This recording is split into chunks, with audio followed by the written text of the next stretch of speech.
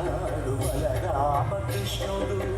బాబుని ఎంతటి జాడ బాలకృష్ణుడు చూడ బాబని వలెనున్నాడు బలరామకృష్ణుడు బాబని వలెనున్నాడు బలరామకృష్ణుడు